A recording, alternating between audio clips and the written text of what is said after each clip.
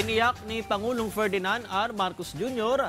na pinag-aaralan ang pinakamabuting solusyon sa online gambling. Nagbabalik si Kenneth Pasyente. Sa gitna ng mga panawagan na tuluyang iba ng online gambling sa bansa, binigyang diin ni Pangulong Ferdinand R. Marcos Jr. na dapat itong pag-aralang mabuti. Sabi niya, hindi na lang ito basta usapin ng kita, kundi ang social cost nito o ang epekto sa nalululong sa online gambling. Pero pag-aralan natin na mabuti. Huwag tayong basta pabigla-bigla yung tinatawag. We have to be measured in our responses. If it comes down to a ban, then we will ban. But if there are better solutions than a ban, we will take those on. Halimbawa pa ng Pangulo, ang pag-ban sa isabong. Ano ang nangyari sa isabong? Binan natin. Natigil ba? Magkano ang pusta sa isabong? 50 centimos. So, lahat talaga nadadamay.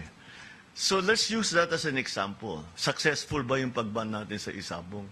Kung hindi, bakit hindi naging successful?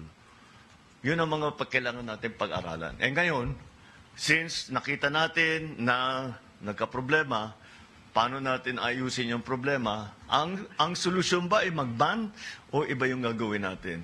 Ayon sa kanya, bubuo ang pamahalaan ng isang grupo ng mga stakeholder na magsisilbing gabay kung ano ang dapat gawin at tamang approach para tugunan ang issue. Internally, we're calling it a conclave. To put all of the interested parties, such as, of course, CBCP has been very vocal on their position, so they must be heard. Then we have to hear about from experts on addiction. We have to hear from parents and from teachers as to what the effects are on children. We have to hear from the police what are the effects in terms of criminality. And we really have to examine what are the options. Ano ba talagang policy natin dapat gawin dito sa illegal gambling? Because it's not that simple. Hinimok naman ng Pangulo ang China na agad ipagbigay alam sa Pilipinas ang anumang planong paglulunsad ng rocket na posibleng magdulot ng pagbagsak ng debris sa karagatang sakop ng bansa. Ayon sa Pangulo, makatutulong ito upang makaiwas sa anumang panganib at mabigyan ng sapat na panahon ng mga otoridad para sa ligtas na pagkuha ng mga bahagi ng rocket na bumagsak. Hindi ito ang kauna-unahang pagkakataon na may pinaghihinala ang rocket debris mula sa China na napadpad sa katubigan ng Pilipinas. Ngunit nilinaw niyang walang nalalabag na batas sa pinakahuling insidente. Dagdag pa niya, walang nasaktan o nadisgrasya sa naturang pangyayari.